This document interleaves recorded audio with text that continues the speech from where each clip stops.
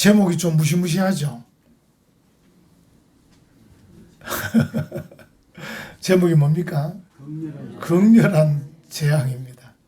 이 재앙만 해도, 재앙이란 말만 해도 이게 무서운 말인데 거기다 극렬한 이를 붙여놓으니까 참 진짜 무시무시합니다. 좀 이제 설명을 좀 늘어뜨리면 이스라엘 백성들이 계속해서 하나님 말씀을 듣지 않고 청종하지 않고 계속해서 불순종하면 할 수 없이 하나님이 극렬한 재앙을 내릴 수밖에 없다. 이런 뜻입니다. 지금 신명기 27장, 28장 이제 계속되는 내용 속에 축복은 좀 적게 말씀하시고 저주를 지금 6배나 많이 말씀하시잖아요. 생각하기에 따라서 하나님이 이스라엘 백성에게 앙심을 품으셨나 이런 생각도 할 수 있습니다. 왜 우리 어떤 사람이 왜 뭐 지독하게 막 덤벼들고 지독하게 나쁘게 하면 저 사람이 무슨 앙심을 품었나 이러잖아요.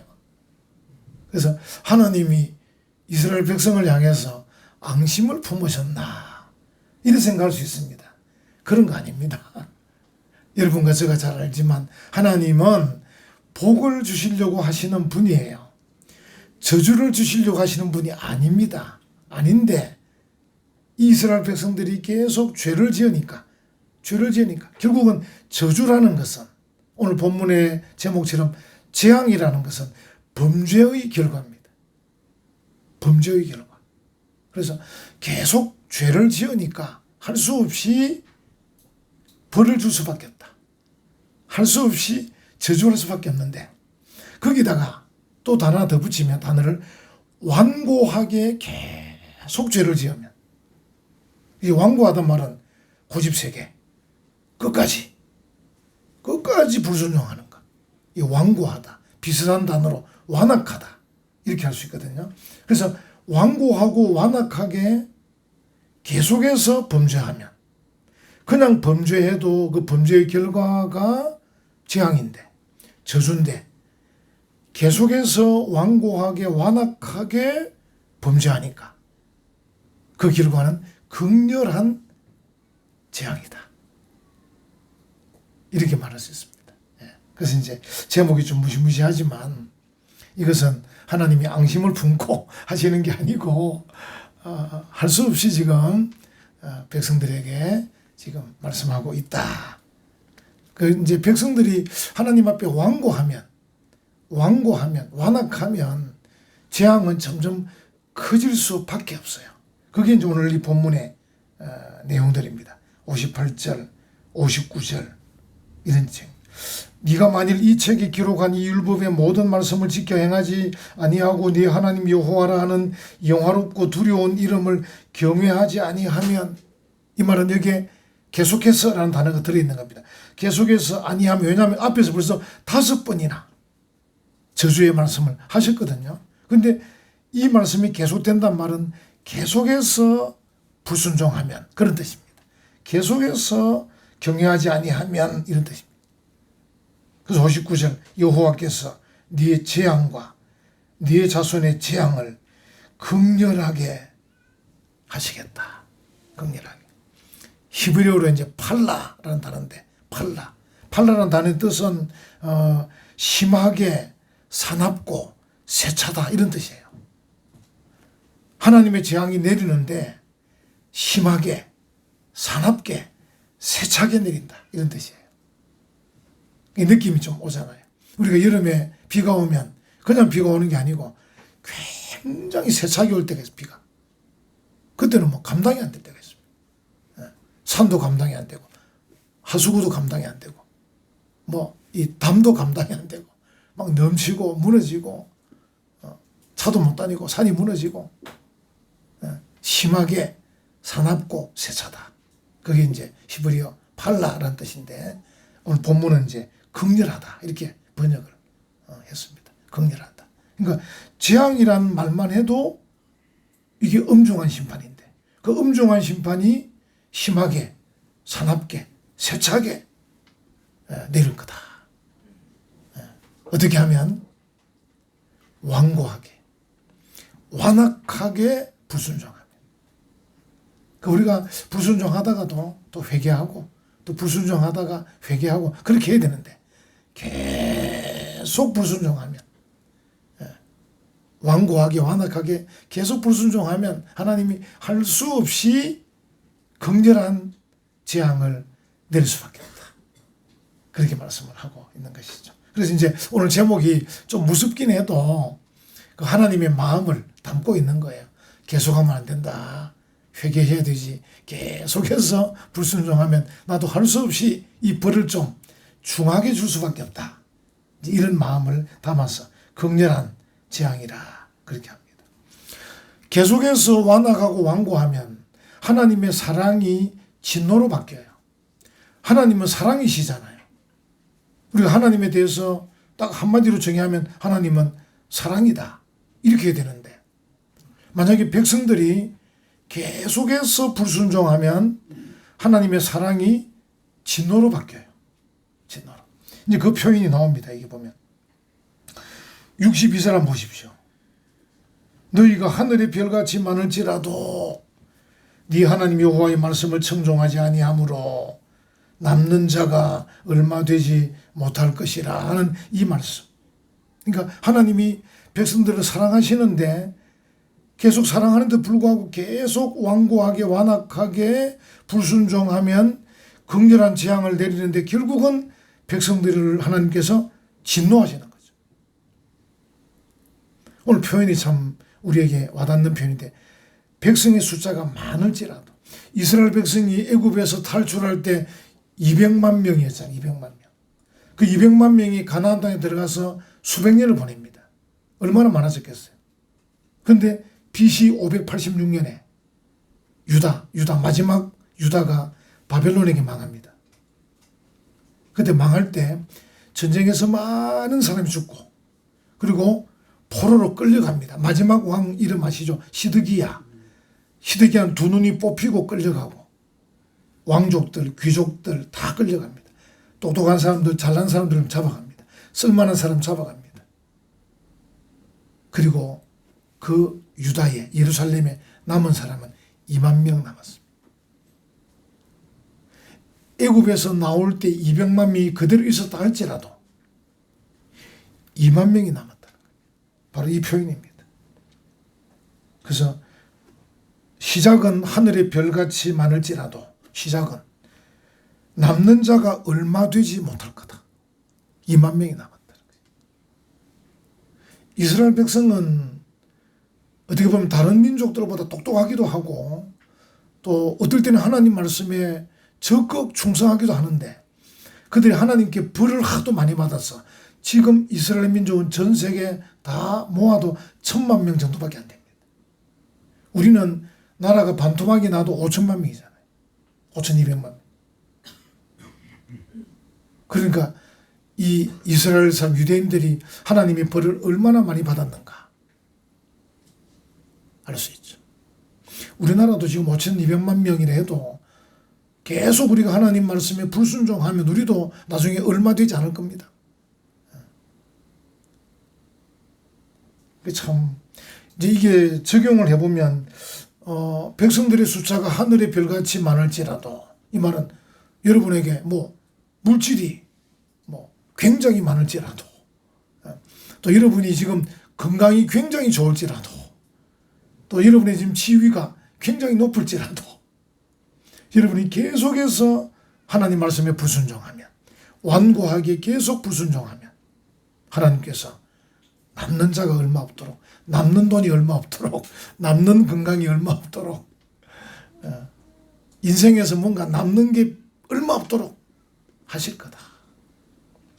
인생을 조금 살아본 분들은 아시잖아요.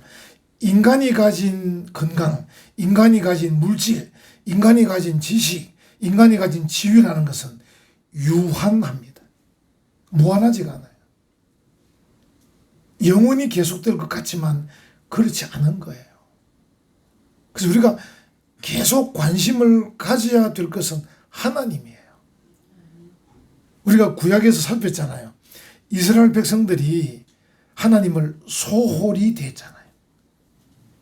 오늘 본문에 보면 58절에 58절 뒷부분에 여호와라는 영화롭고 두려운 이름을 경외하지 아니하면, 영화롭고 두려운 여호와 이름을 경외하는 게 중요한데, 경외. 만약에 여호와 이름을 소홀하게 하면 얼마 지나지 않았어. 만약에 이런 경우도 있을 겁니다. 지금 우리 부모 세대는 또 그런 데로 살 수 있을 수 있습니다. 근데 우리가 하나님을 소홀히 하면요, 우리 자손들이 어렵게 될 수도 있어요. 이스라엘 백성이 그렇지 않습니까? 애굽에 탈출해서 광야를 지나고 가나안 땅에 들어가서 수많은 왕조가 지나갈 때까지 잘 살았어요. 근데 BC 586년에 망했다니까요. 누군가의 후손이고 누군가의 손자고 누군가의 정손자 아닙니까? 그들이 바벨론에게 무참하게 멸망당했다니까.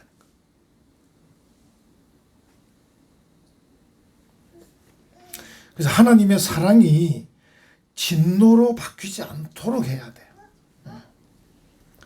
우리가 우리 편에서는 하나님을 소홀히 하지 않아야 되고, 우리 편에서는, 그러니까 하나님에서는 우리를 버리지 않도록 해야 돼요.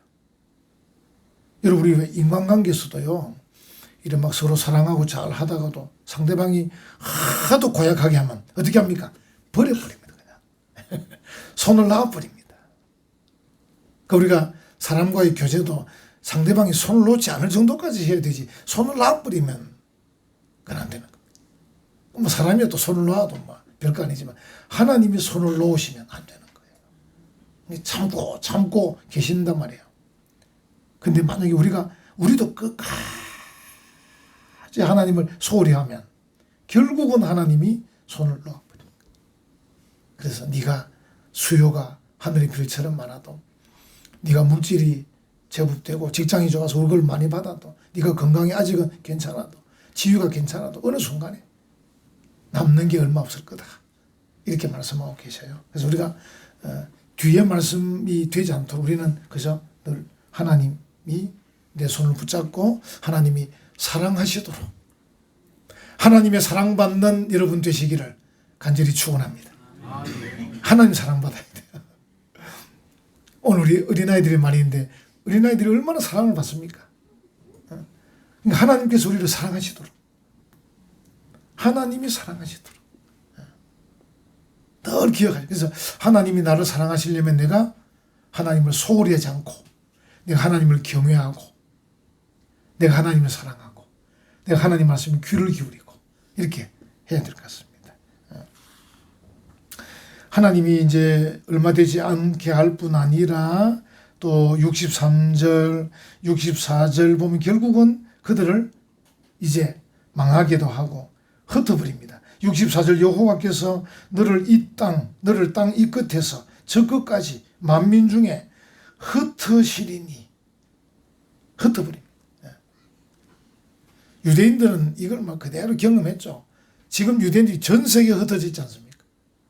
뭐 우리나라 대한민국 사람들도 전 세계에 많이 나가 있지만, 또 중국 사람도 많이 나가 있지만, 한국 사람, 중국 사람보다 제일 많이 나가 있는 사람이 유대인들입니다. 없는 데가 없습니다.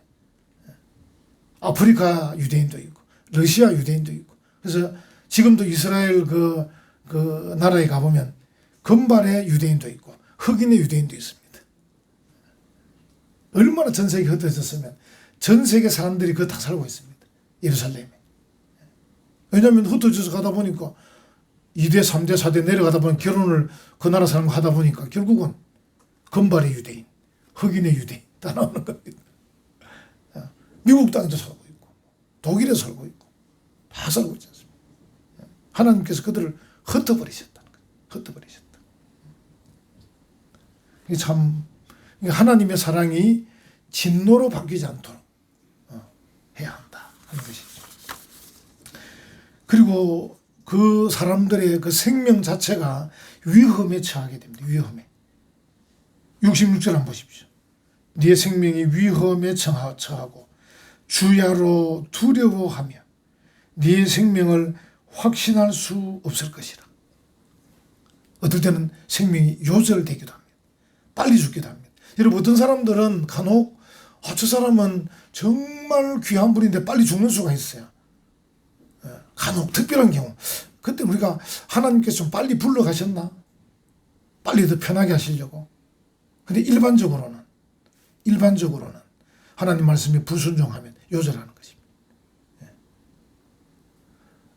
부모님 잘 섬기고 성도들 사랑하고 하나님 말씀에 순종하면 오래 살게 돼 있습니다. 장수하게 돼 있습니다. 성경에서 계속 우리에게 그 말씀 하고 계세요. 오래 산다고 우리에게. 시편 55편 23절 뿐 아니라 또 잠언 10장 27절 여호와를 경외하면 장수하느니라. 악인의 수명은 짧아지느니라. 일반적인 얘기. 특별한 경우 말고. 일반적으로는 하나님 말씀에 순종하고 하나님 사랑하고 이렇게 하면 장수하게 되었어요. 오래 살게 되었어요. 잘 살게 되었어요. 근데 하나님 말씀에 불순종하고 계속해서 완악하게 불순종하면 이 본문처럼 생명이 위험에 처해요. 위험에 처합니다. 그리고 주야로 두려워합니다. 참 인생이라는 게 하나님을 믿는 하나님의 자녀는 정말 복된 게 우리의 트레이드 마크가 뭐예요? 기쁨이잖아요. 세상 사람이 우리 보고 하는 말이 당신들은 도대체 뭐가 기쁘냐 이러잖아요. 여러분에게 누가 질문하지 않으면 여러분 얼굴을 거울에 대고 보십시오. 지금 내가 혹시 이 얼굴이 잘못됐나? 내가 하나님 말씀에 잘 순종하지 않고 있나? 우리 성도들도 제가 보면요. 예배드리러 오시고 제가 이제 탁 서면요. 분위기가 조금 어둡습니다. 처음에 쓸 때. 근데 제가 이제 찬송하고 설교하고 갈 때쯤 되면 지금 벌써 화나잖아요. 아차 싶으잖아. 봤더니 좀 웃어야지. 성도들이 누리는 특권이잖아요. 주 안에서 기뻐하라. 내가 다시 말하노니 기뻐하라. 한번 생각해 보면 내가 누굽니까? 내 신분이 하나님의 자녀 아닙니까? 하나님 자녀. 제가 어젠가 보니까 대통령실에 새로 들어간 새 대통령하고 또 그 대통령 도왔던 여당의 그 당직자들하고 사진을 찍었는데 사진이 홀한 거예요. 얼마나 기분 좋겠어요. 대통령실에 갔으니까. 제가 만약에 우리 경상남 도지사 박완수 도지사가 변 목사님 좀 봅시다 하면 저 기분 좋을 것 같아. 제가 전에 이제 김두관 도지사 때도 가서 이제 옆에 식사 대접도 받았고 김경수 도지사 식사 대접 받았는데 지금 박완수 도지사 안 부르시네. 장로님 무지대 한번 알아봐 주시면 이 도지사가 지금 목사를 몰라보는 거 아닌가 싶어요. 기분 좋더라니까. 김두관 도지사 때 가니까 목사님 제가 제일 옆자리에 앉았어요. 그럼 이야기 주고해봐. 김경수 도지사는 좀 멀찍이 있었는데 그래도 기분이 좋더라고. 도지사가 불러서 식사 대접하니까. 이 박완수 시장은 좀 하물며 대통령실에서 부르면 얼마나 기분이 좋겠어요. 근데 우리가 누굽니까? 하나님의 가족 아닙니까? 로얄 패밀리. 우리야말로 로얄 패밀리입니다. 우리야말로 귀족입니다. 우리야말로 왕족입니다. 그래서 야고보서 1장에 뭐라 했습니까? 낮은 형제. 세상적 기준에서 볼 때 타페이노스, 헬라 타페이노스, 낮은 형제. 돈도 좀 없고 지식도 없고 지위도 낮은 세상적 기준은 낮은 형제인데 높음을 자랑해라. To take pride. 프라이드를 가져라. It is high position. 우리가 높은 자리에 있다. 우리가 높은 자리에 있는 거예요. 우리가 늘 잊고 사는 거야. 왜냐하면 우리의 이 눈과 우리의 생각이 세상의 물결에 휩싸여서 우리 스스로가 세상적 가치관으로 사람을 보기 때문에 난 돈도 별로 없는데 난 지식도 별로 없는데 이렇게 생각하는 거야. 돈이 없고 지식이 없으면 어떻습니까? 없을 수도 있고 있을 수도 있지. 세상 것을 유한한데 내가 영원한 것 붙잡고 있잖아. 하나님의 자녀, 로얄 패밀리, 하이 포지션. 내 포지션이 높다니까요. 하이 포지션. 그래서 어떻게 to take pride, 프라이드를 가지라니까요. 요즘 프라이드 차가 없더라, 그지? 제니시스 타야 됩니까? To take pride. 프라이드를 가져라. 야고보서 1장에 9절에 그렇게 말씀하고 있어요. 그 성도들은 기뻐할 수밖에 없어요. 근데 하나님의 사랑에서 멀어지고 하나님 말씀에 불순종하고 계속 저주에 들어가게 되면요, 이 본문 생명이 위험에 처하고 주야로 두려워하는 거예요. 주야로 두려워. 우리 이제 밤에 잠이 안 오는 분, 나이가 좀 들면 좀 이 몸 자체가 그런가 봐요. 그래도 하나님의 백성들은 잠을 잘 자야지. 잠 올 때 어떻게 하면 됩니까? 잠 안 올 때 성경 보면 되지. 성경이 수면제인데 바로 잠이 오게 돼 있는데 그 정도로 좀 넉넉한 마음을 가지세요. 우리가 하나님의 자녀예요. 빌립보 4장 6, 7절 뭐라 말합니까? 아무것도 염려하지 말고 모든 일에 기도와 간구로 이렇게 말씀하고 계신데 우리는 뭡니까? 일단 염려부터 하고 있는 거야. 염려부터. 일단 염려하지 말고 그 문장을 잘 보셔야 돼요. 아무것도 염려하지 말고 오직 모든 일에 기도와 간구로. 이 말은 바꿔 말하면 일단 기도부터 하라 그 말입니다. 근데 우리는 염려부터 하고 있는 거예요. 아무것도 염려하지 말고 기도하면 하나님이 기쁘게 해주겠다는데. 그 여러분들이 항상 여러분의 그 위치, 내가 지금 하이 포지션, 높은 데 있는가를 확인해야 됩니다. 하나님은 우리를 높은 데 있다고 하시는데 우리 스스로가 나는 낮은데 타페이노스, 나는 낮은데 돈도 없고 지식도 없고 계속 돈 없으면 좋겠습니까? 지금은 돈은 없지만 앞으로 돈이 있을 수도 있고, 지금은 지위가 낮지만 앞으로 높아질 수도 있고, 그런 거 아닙니까? 지금은 몸이 좀 아프지만 건강이 회복될 수도 있고, 그것은 유한한 거라니까요. 무한한 걸 붙잡고 있어야 돼. 나는 하이 포지션, 하나님의 왕족이다, 귀족이다, 로얄 패밀리다. 프라이드를 가지자, 프라이드. 기쁘자. 우리가 하나님 앞에 하나님을 소홀히 하지 않고 하나님을 경외하고 또 하나님의 사랑을 늘 기억하고 나의 신분을 기억하고 이렇게 하면요, 하나님께서 우리에게 은혜를 주시, 기쁨을 주실 뿐 아니라 그런 사람의 그 마음, 그런 사람의 그 가정, 그런 사람의 그 사회는요 굉장히 강한 사회예요. 지금 새로운 대통령, 새로운 정부가 들어섰는데 걱정하는 분들이 많더라고요. 걱정도 되겠죠. 뭐. 어떻게 할 건가. 근데 우리는 뭡니까? 그 모든 대통령실보다 더 높은 하나님과 교제하는 사람들 아닙니까? 하나님께서 하시겠지. 또 그 다음에 대한민국의 이 주권은 우리에게 있습니다. 국민이 주인입니다. 그 대통령이 참 이번에 잘했고 하나는 잘했더만 취임식이라 하지 말고 임명식이라 하자. 국민들이 나를 임명했다. 그러니까 우리가 주인이라니까. 못하면 얘기하십시오. 대통령님, 이건 이렇게 하면 좋겠습니다. 대통령실 인터넷 들어가면 막 글 올릴 수 있습니다. 이건 이렇게 좀 바꿔주십시오. 한번 이야기하면 됩니다.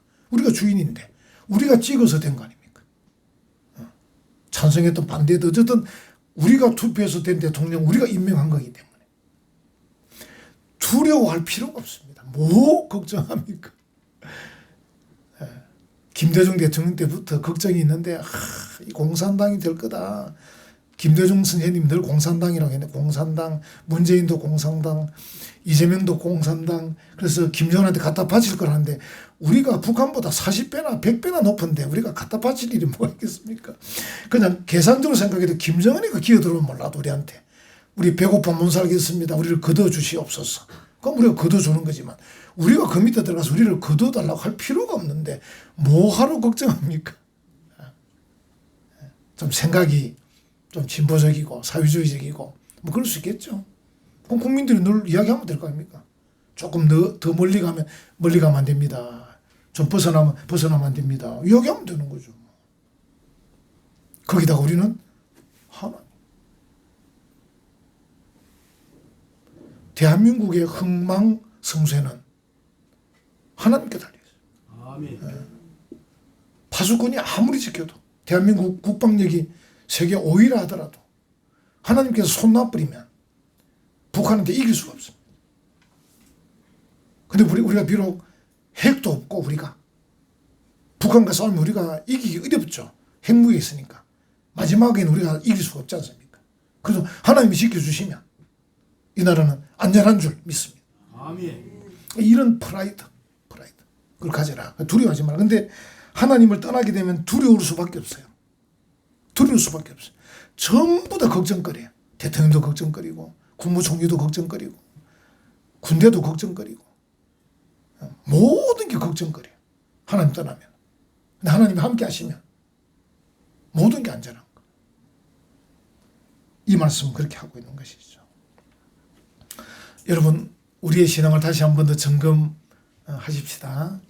하나님은 우리에게 앙심을 품고 극렬한 재앙을 내리시려고 하시는 건 아니에요. 이제 경고하시는 거예요. 근데 이스라엘 백성은 그 경고를 제대로 못 듣다 보니까 아까 말씀드린 BC 586년에 그들이 바빌론에 망했어요.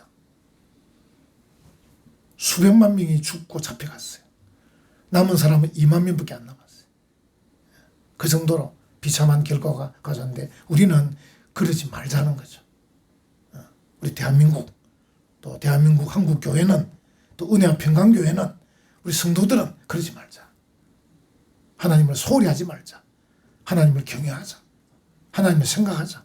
하나님 우선순위에 놓자. 그분이 우리에게 말씀하시는 바를 귀를 기울이자. 그 작은 것부터 실천하자. 그럼 하나님께서 계속 사랑해 주시고 우리에게 은혜를 주시고 복을 주실 줄 믿습니다. 아멘.